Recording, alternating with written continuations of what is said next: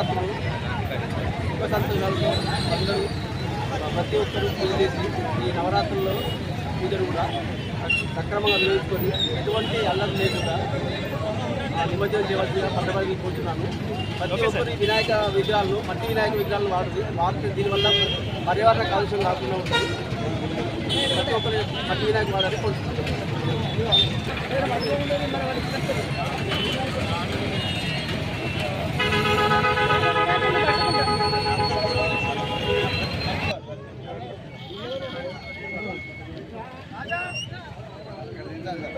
అటు జరుగు బ్రదర్, జరుగు రాజు వాళ్ళని కాదు బయట